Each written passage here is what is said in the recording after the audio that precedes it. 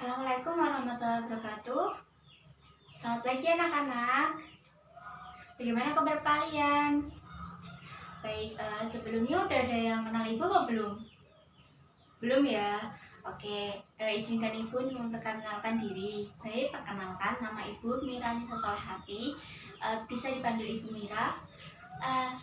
Ibu dari Universitas PGRI Semarang. Ibu di sini sebagai guru magang BK, seperti itu ya. Gimana? Ada yang ingin ditanyakan tentang ibu? Baik, sudah cukup ya. Oke. Sebelum memulai kegiatan hari ini, langkah lebih baiknya kita berdoa terlebih dahulu ya. Untuk ada yang ingin memimpin doa? Silakan ketua kelas. Oke.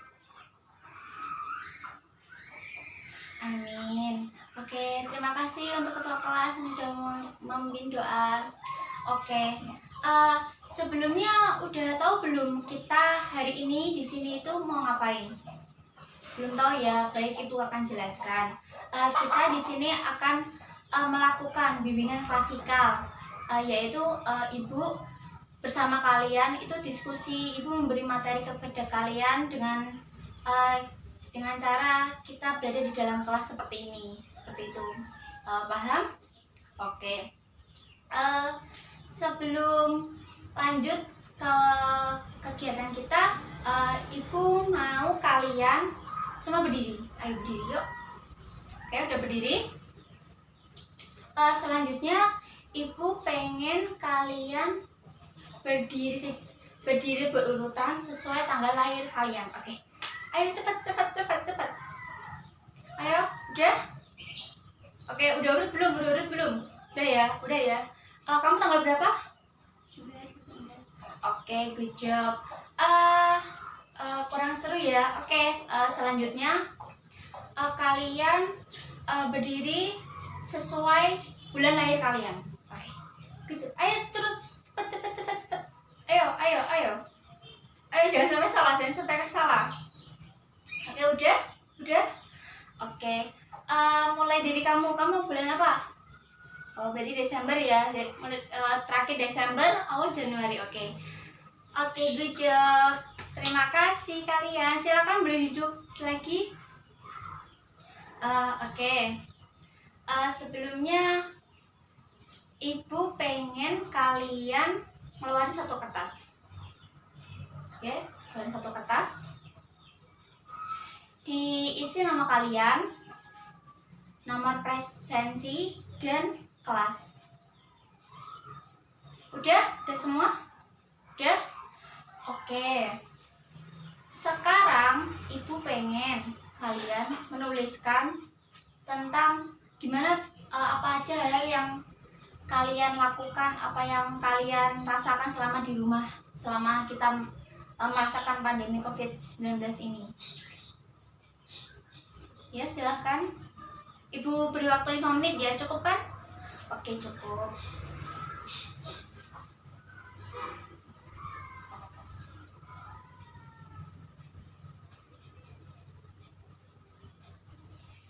Oke, waktunya kurang 2 menit lagi ya.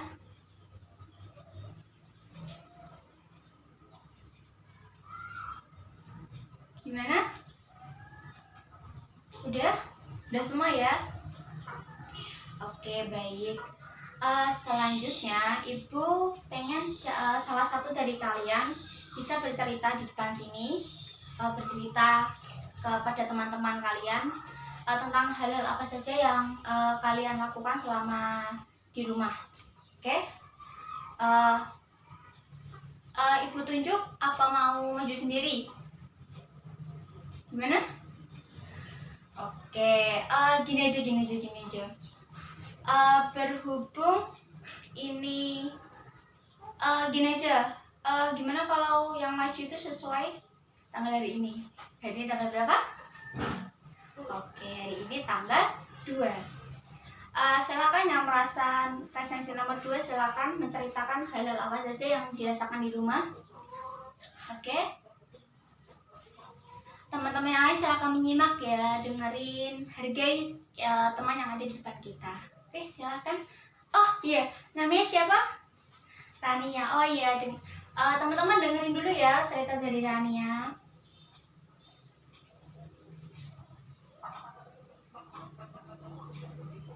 Nah, itu tadi cerita dari teman kita Rania. Tadi coba kalau kalian mendengarkan, apa aja yang udah diceritakan sama teman kalian Rania ini? Ya, silakan salah satu. Ya, benar.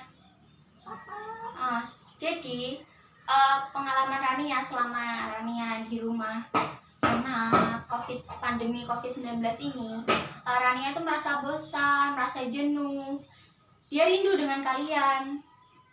Dia ingin setiap pagi bangun, membantu orang tua, dan melakukan segala aktivitas, yaitu berhubung dia anak pramuka, jadi dia kan setiap hari kumpul di sanggar gitu ya. Ya kan Rania? Iya, bersama teman-temannya kayak gitu, bersama anak bantara-bantara yang lain. Tapi setelah pandemi COVID-19 ini masuk ke Indonesia, semua kegiatan dilakukan di rumah. Kalau seperti ibu guru itu WFH, yaitu work from home, dan kalian bukan diliburkan ya, kalian belajar di rumah melalui sistem daring seperti itu. Baik, Ibu mau tanya, apa sih hikmah yang bisa kalian ambil dari pandemi COVID-19 ini? Ya? Ya, silakan. Siapa namanya? Bagas. Oh ya, silakan Bagas. Coba ceritakan mungkin hikmah apa yang dia ambil, gini gitu, bisa ceritakan ya. Teman-teman didengerin ya, temannya Bagas mau ngomong.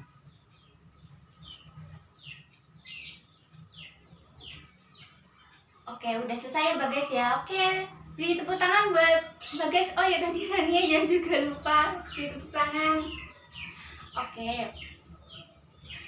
Jadi ibu ulang lagi ya yang diceritakan Bagas. Jadi hikmah yang diambil dari Bagas itu ya, Bagas sebagai anak cowok biasanya kan pulang sekolah main, habis itu bangun tidur juga makan, main, seperti itu kan. Lah, selama kebanyakan waktu yang cukup lama di rumah ini, Bagas di rumah itu malah jadi lebih rajin membantu orang tua, membantu ibunya mengepel, menyapu. Biasanya kan hanya ibu sendiri kan yang di rumah yang menyapu. Sekarang Bagas bisa membantu ibunya untuk bisa membersihkan rumah. Lah, dari cerita hikmah yang bisa diambil dari cerita Bagas tadi, itu apa namanya, salah satu dari sikap baik. Gimana? Ya betul, sikap bersyukur. Ini jadi setiap hal, segala sesuatu itu pasti kan ada baik buruknya. Kalau misal kita mau mensyukurinya, kita akan bisa lebih menikmati hidup ini, sama seperti materi yang akan Ibu sampaikan kepada kalian. Baik, di sini Ibu sudah memberikan ini bisa dibaca ya. Kalau nggak bisa dibaca, Ibu bacain. Yaitu meningkatkan rasa bersyukur. Di sini udah pada paham kan sifat bersyukur itu gimana? Udah pada menerapkan belum?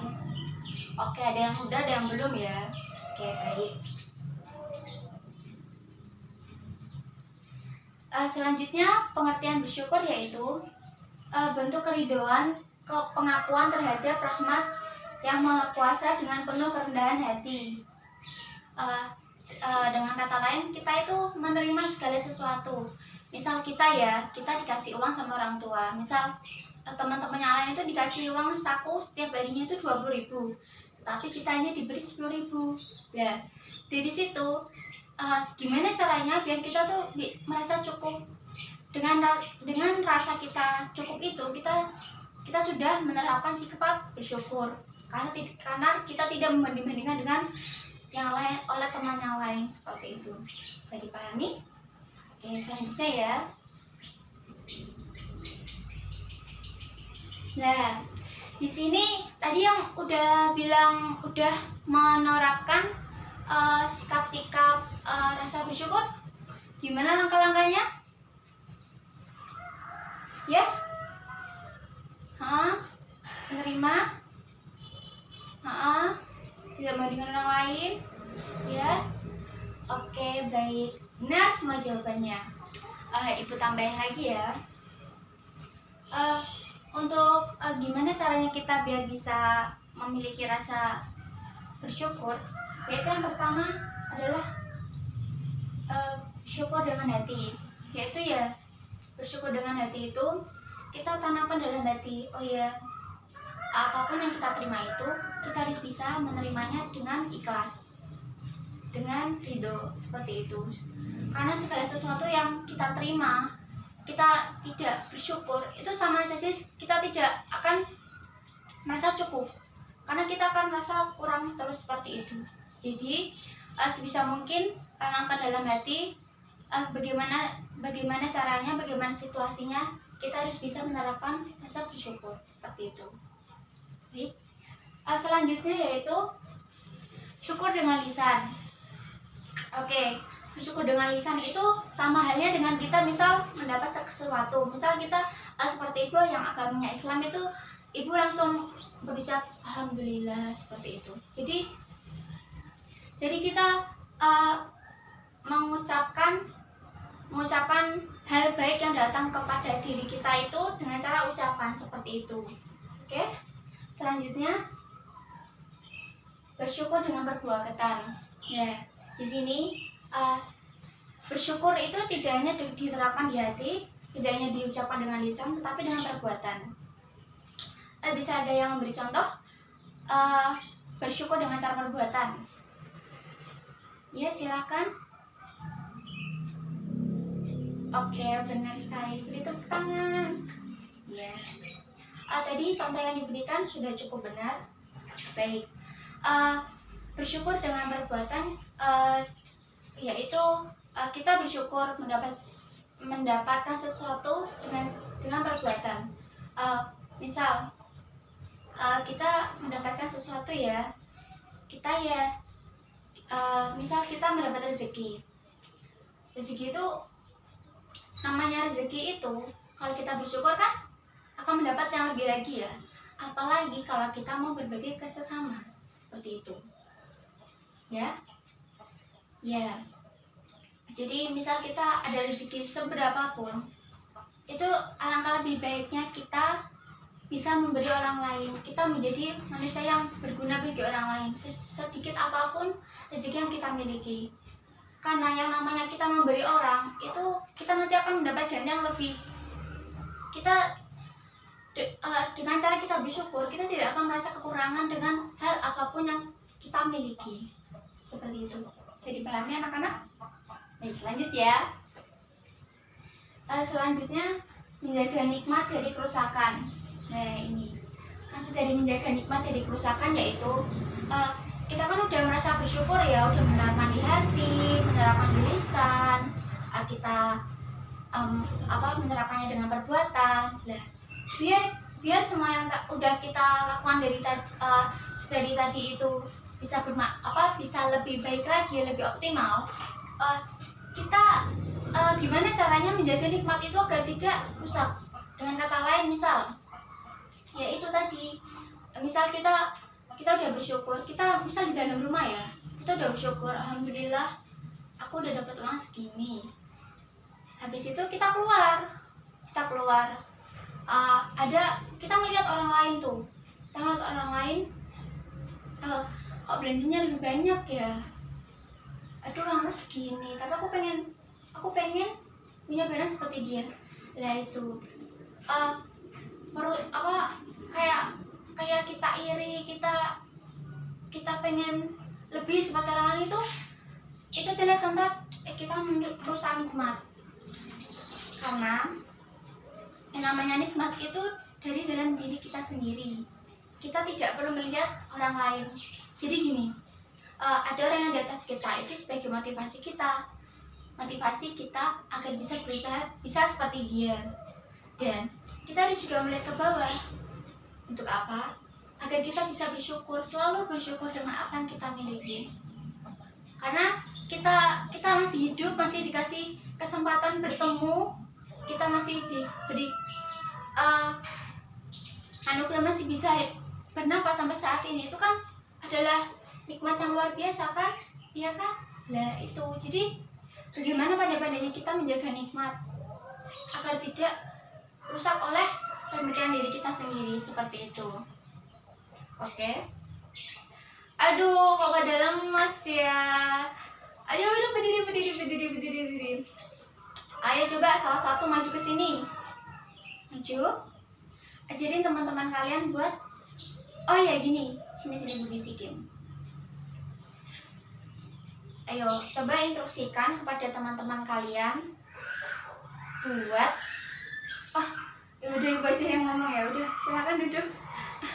Ya baik, ibu silakan semua berdiri. Berdiri, udah ya. Sekarang menghadap ke arah kanan, semua arah kanan.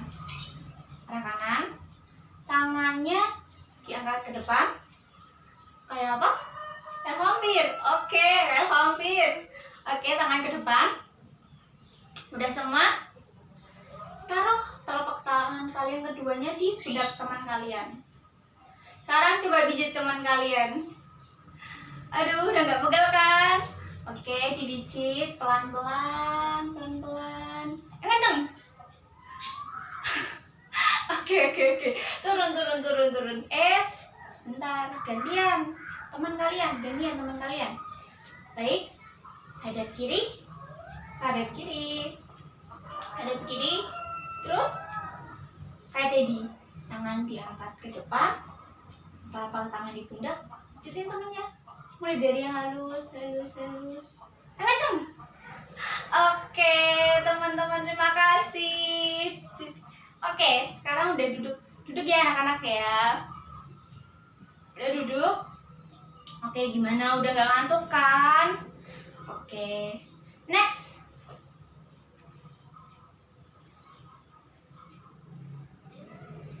Ini ada kelebihan dari kita memiliki rasa bersyukur.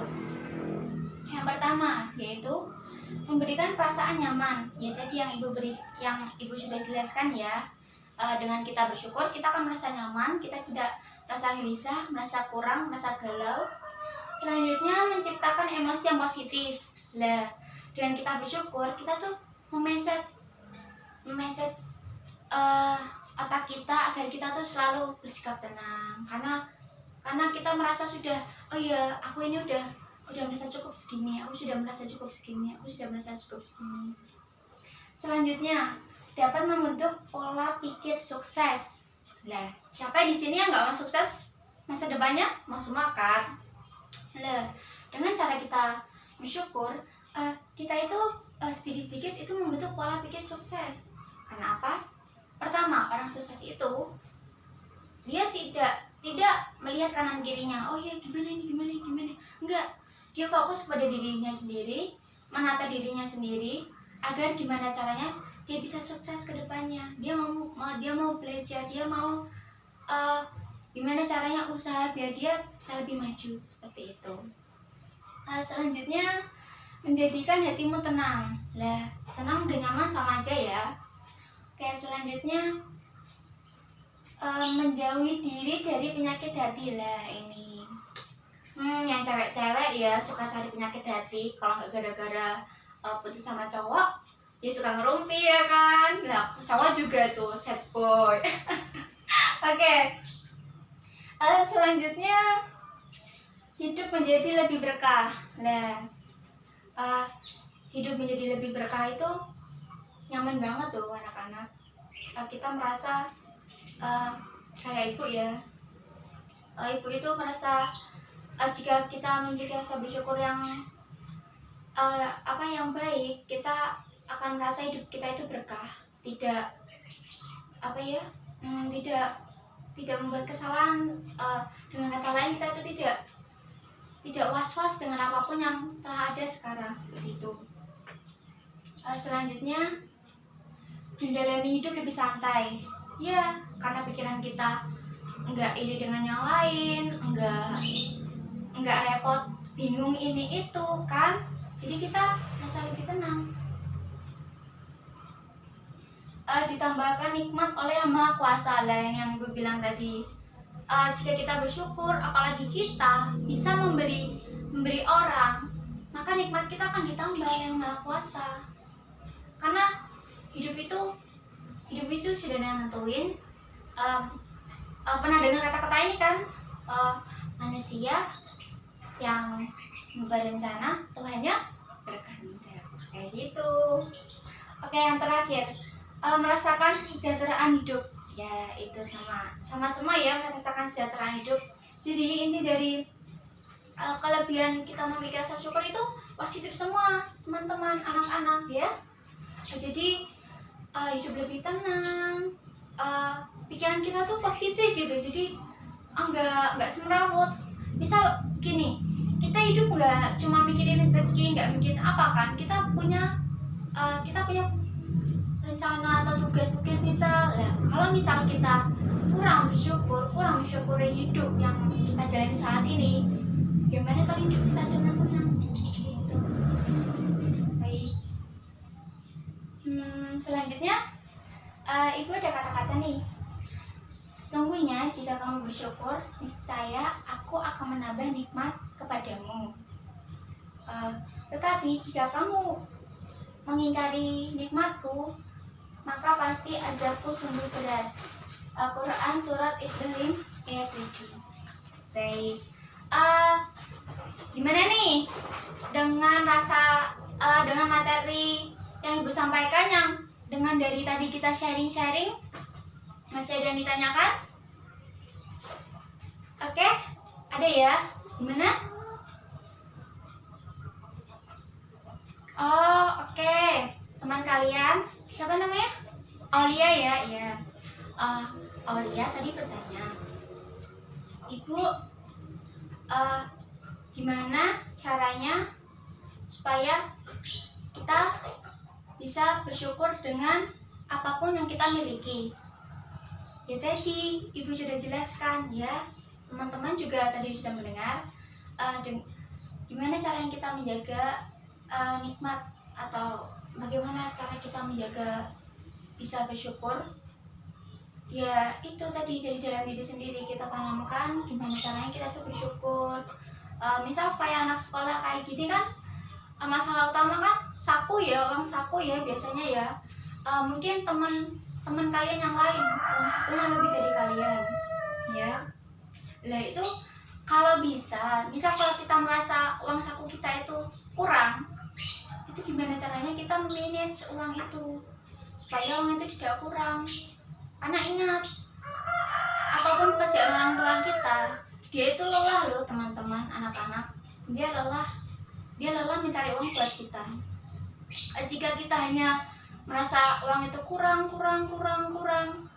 bagaimana perasaan orang tua kalian kalau mendengar apa yang kalian ucapkan? Lah, dengan itu, jadi dengan kita bersyukur, kita tidak memikirkan diri sendiri, kita memikirkan orang lain, terutama orang tua ya. Kita masih punya orang tua, kita masih meminta uang kepada orang tua, kita yang masih hidup dengan orang tua.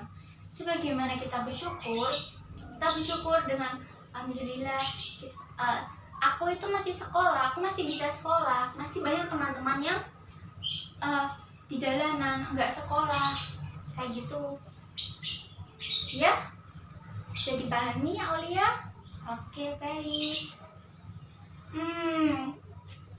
Gimana, masih ada yang bertanya anak-anak? Oke. Baik, kalau udah nggak ada yang bertanya, Ibu ingin ada salah satu yang menyimpulkan pembahasan kita dari tadi. Ayo pojok belakang, ngapain tuh? Ayo HP-nya disimpan dulu. Oke. Sekarang Ibu minta kamu jelasin buat kesimpulan dari apa yang udah kita bahas dari tadi. Oke, silahkan.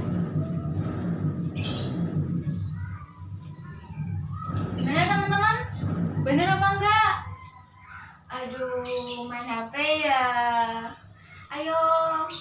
Yaitu itu contoh ya, contoh tidak bersyukur.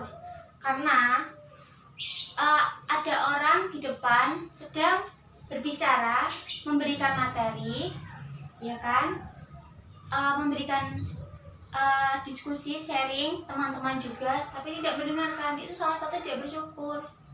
Kayak gitu. Ayo jangan diulangi ya. Lain kali dengerin dengan baik. Oke. Baik, kalau begitu Ibu saja yang memberi kesimpulan untuk pertemuan kali ini ya. Oke.